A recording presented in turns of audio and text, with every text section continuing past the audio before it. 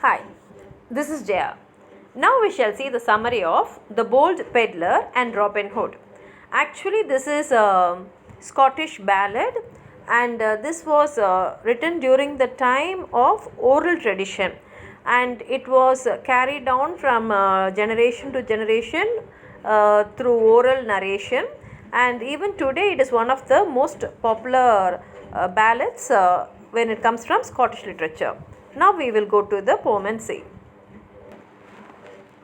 Actually, the meaning of peddler is a person who goes from one house to another selling articles in retail in small amount. And they are very common in villages, because in villages you will not be finding many shops, and you should remember that this poem belongs to the 19th century, that is during 1880s, like that it was written. So now we'll read the poem. It's a very simple poem, and just by listening to it itself we'll understand the meaning. I'll try to explain little more than that. It starts like this. They chanced to be a peddler bold. So it's saying there was one peddler, that is a man who goes from one house to another selling articles, and he was a very bold man. A peddler bold he chanced to be. He rolled his pack all on his back. That is, whatever he wants to sell, he'll put in one bag and he will carry it on his shoulders. He rolled his pack all on his back, and he came tripping over the lea. Down, down. By chance he met two troublesome blades, and as he was passing in one place, he came across two persons. Blades here means lads, actually, that is young men, not a boy, not a man, that stage where you are from 13 to 19. So he comes to meet two troublesome lads. Here he mentions as two troublesome blades. Two troublesome blades they chanced to be. The one of them was bold Robin Hood. So one boy was called as bold Robin Hood because he shows himself as a brave person, and the other was Little John So Free. So the other one was, along with Robin Hood, was called as Little John. And this Little John comes to the peddler and he speaks. He says, "Oh peddler, peddler, what is in thy pack?" So he's asking, what is in your bag? Come speedily and tell me. Come fast and tell me. And the peddler replies, I have several suits of the gay green silks and silken bowstrings, 2 or 3. So he says, I have many suits which are in the color of gay green and they are all in silk. And he says, I also have silk bowstrings. I have 2 or 3 of silk bowstrings. Then this Little John, he replies, he says, John says, if you have several suits of the gay green silk and silken bowstrings, 2 or 3, then it's by my body, cries Little John, one half your pack shall belong to me. So he says, oh, if you have all that, I want to try it. So give me half of it and go. So the peddler replies, oh nay, says the peddler bold. Oh nay, that never can be. For there's never a man from fair Nottingham can take one half my pack from me. So he says, no, don't think, because the peddler understood that they do not have money and he is trying to rob away from him. And so he says, don't think you can take this from me, because so far no man has had the daringness to take half of the pack from me. Then the peddler, he pushed off his pack and he put it a little below his knee, saying, if you do move me one perch from this, my pack and all shall gag with thee. He says, okay, you can come now and fight with me, and my pack is here. He puts the pack down, he takes it from the shoulders and puts down in the ground, and he says, if you are able to cross me and go to the pack, then you can take the full pack itself, not half, and even I'll come along with you and do whatever you say. Then Little John, he drew his sword. So hearing that, Little John takes his sword. The peddler by his pack did stand. They fought until they both did sweat, till he cried, peddler, pray hold your hand. So Little John takes his sword and he starts fighting, and the peddler also fights with him. They fight for a long time and both of them start sweating, but Little John is not able to win the peddler, and he cries to the peddler because he knew he's going to lose. So he says, please stop, peddler, please stop.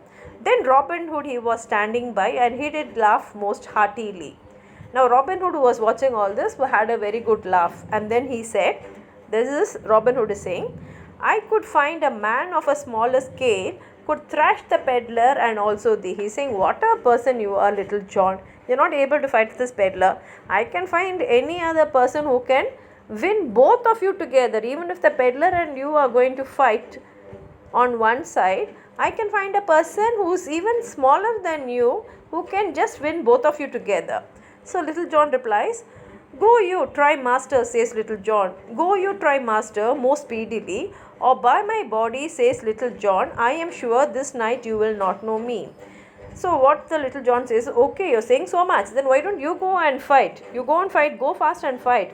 If you don't go and fight now, here I am telling you, by this night I will not be your servant anymore." Then Robin Hood, he drew his sword, and the peddler by his back did stand. They fought till the blood in streams did flow, till he cried, "Peddler, pray hold your hand." So Robin Hood takes a sword and he goes and fights with the peddler. And even Robin Hood is not able to win the peddler, and blood is coming from both of their bodies.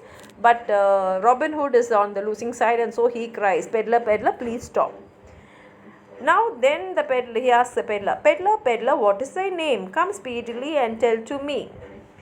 So he is asking the peddler, "What is your name? Please tell me your name." My name, I never will tell till both your names you have told to me." So the peddler says, "If you want to know my name, both of you first come and tell me your name. The one of us is bold Robin Hood, and the other Little John so free." So they introduce themselves. They say, "I am Robin Hood, and this is Little John." "Now," says the peddler, "it lays to my good will whether my name I choose to tell to thee." He says, "It is my wish whether," see, I asked you to tell your names, you told, "but it is my wish to reveal myself, to tell my name. But anyway, I have decided I will tell you who I am. I am Gamble Gold of the gay green woods, and travelled far beyond the sea. For killing a man in my father's land, from my country I was forced to flee." So he is saying, "My name is Gamble Gold, and I am coming from green woods. And I had to travel all the way, and I have to even cross the seas and come here because I killed a man in my land." You must see here that they are mentioning it as father's land and not as mother's land. And so he was forced to run away from his country. And for this Robin Hood says, "If you are Gamble Gold of the green woods, and travelled far beyond the sea, you are my mother's own sister's son. What nearer cousins then can we be?" Then Robin Hood realizes, he says, "If you are Gamble Gold, then you must be my mother's sister's son, and we are very close cousins. You are my brother." They sheathed their swords with friendly words. Then they put their swords back into their covers, and they became friendly. So merrily they did agree. They went to a tavern, and then they dined, and bottles cracked most merrily. So together they went very happily as friends, and they went to a tavern and had food and drinks. So the poem ends here. It's actually a ballad. It should be it will come in a rhythm where you can sing and you can enjoy it. And just a small reading of the ballad itself will give you the meaning of the poem. I hope you have enjoyed it. Please like the video, share it with your friends, and if you have not subscribed my channel, please subscribe. Thank you.